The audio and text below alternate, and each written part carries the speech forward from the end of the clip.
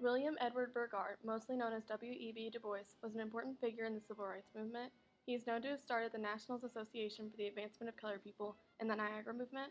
He reached many Americans with his book, Souls of Black Folks, and was a huge advocate for anti-segregation. Du Bois fought for the right for colored people during the late 1800s, early 1900s. Du Bois's life was filled with education, bravery, and the fight for the right of his people.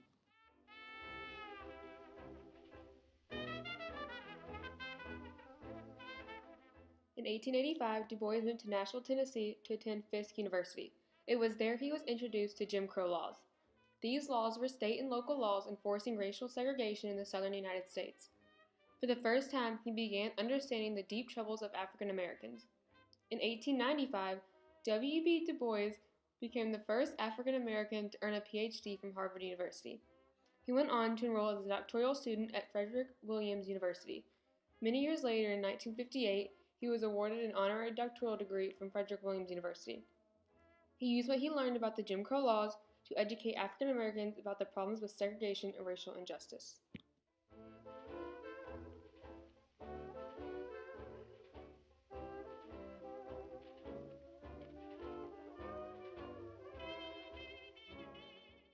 In 1903, W.E.B., who was 35 at the time, wrote his famous novel, Souls of Black Folks. This book was not widely supported when it was first published. This was mostly because white people were not yet prepared to accept the sad truth of how they treated Black Americans. People of color were also shocked by his book because of his disagreement with another influential African American, Booker T. Washington's ideas on segregation. Washington stated that African Americans should accept discrimination for the time until they won the respect of white people. W.E.B. had different views on the matter, though. He said that Black people should never accept segregation. He proposed that African Americans shouldn't wait to earn their rights, but instead fight for them.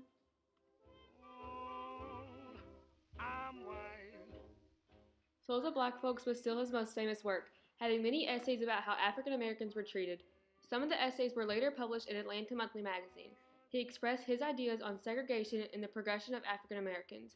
It is an American literature classic and still remains a reminder of the hard lives African Americans faced during the days of segregation. 2 years later, after Souls of Black Folk was written, Du Bois and William Monroe Trotter founded the Niagara Movement. It was founded in 1905 and lasted until 1909.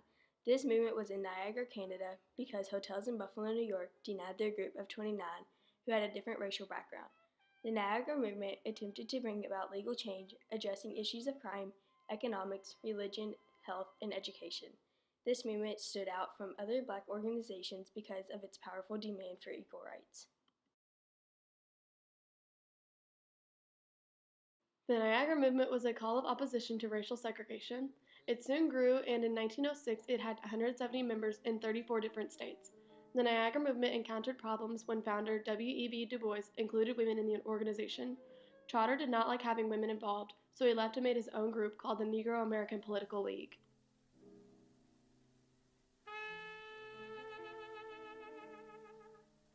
The Niagara Movement ended because it was a short organization and it didn't attract mass support because of its weakness and lack of funds.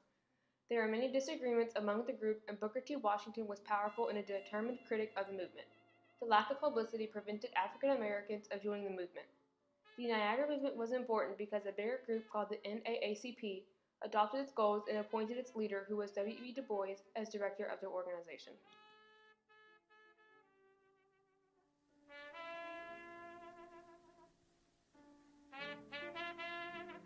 The NAACP, or National Association for the Advancement of Colored People, was founded on February 12, 1909, shortly after the Niagara Movement ended. A group of white folks such as Mary Wyatt Ovington and Oswald Garrison Villard called for people to gather to discuss racial discrimination. There were around 60 African Americans, including Du Bois, I.W. Wells Barrett, and Mary Church Terrell, who responded to Mary and Oswald. The NAACP first tried to ensure the rights promised in the 13th to 15th Amendment. They also wanted to remove all racial barriers and live as equals among the majorities.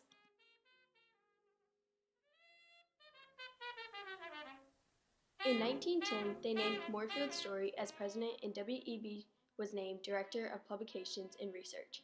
Later that year, Du Bois published a journal of the NAACP in the Crisis, one of the oldest Black periodicals in America. One of the biggest things in NAACP did was when the Supreme Court overturned Plessy v. Ferguson in the Brown v. Board of Education case. The result was the end of segregation in public schools.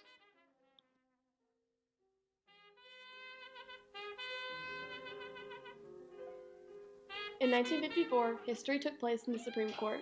The Plessy v. Ferguson case had made segregation in schools and trains legal as long as the schools were equal, but people of color weren't going to stop fighting there.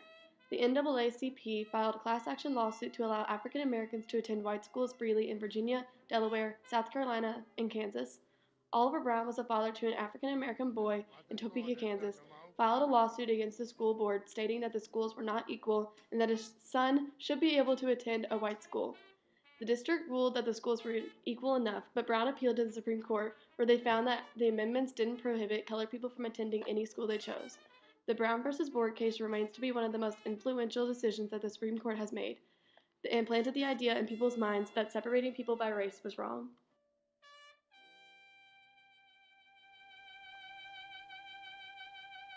In late 1954, colored people could now attend the same schools as white people. This caused many Southerners to use the delay tactics to avoid integrating. Some states, like Virginia, closed certain public schools rather than open them up to blacks. In 1963, Alabama Governor George Wallace famously proclaimed, "Segregation now, segregation tomorrow, and segregation forever." This quote made people have many different views about segregation in schools.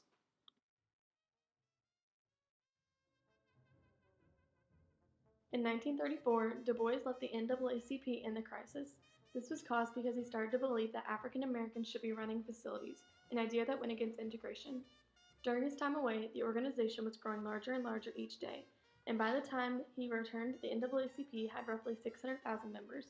Du Bois took up the position of Director of Special Research when he returned, and represented the U.S. and the NAACP as a delegate of the United Nations Conference in San Francisco. It was there he proposed an appeal to the world, a 94-page protest that stated the wrongness of racism and its violation of human rights. In 1948, he began to conform to the ideas of communism and supported the Progressive Party's candidate for president, Henry Wallace. After many fights with his colleagues, Du Bois was forced out of the NAACP in 1948.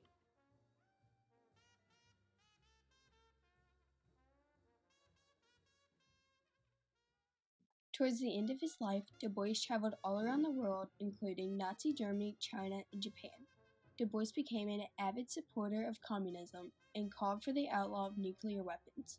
He said, "I believe in communism. I mean by communism a planned way of life and the production of wealth and work designed for building a state whose object is the highest welfare of its people and not merely the profit of a part." This brought attention from the U.S. government to watch him and even confiscated his passport. In 1961, Ghana, Africa, invited him to work on an encyclopedia project. The U.S. refused to renew his passport, so Du Bois became a citizen of Ghana. He completed the Encyclopedia Africana during his 2 years in Ghana and died there on August 27, 1963, the eve of the March on Washington.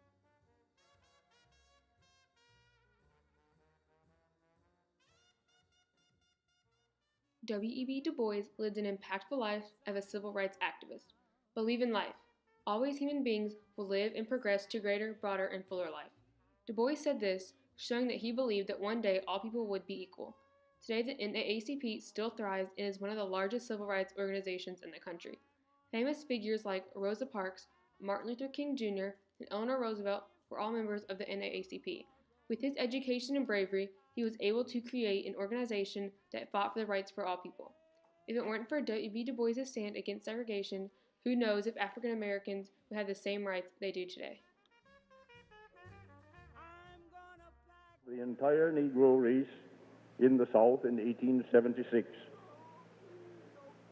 From 1876 until our day, the race problem in the United States of the Negro has been primarily a struggle to regain the right to vote in the midst of caste discrimination, changing slowly but definitely to a problem of the right to work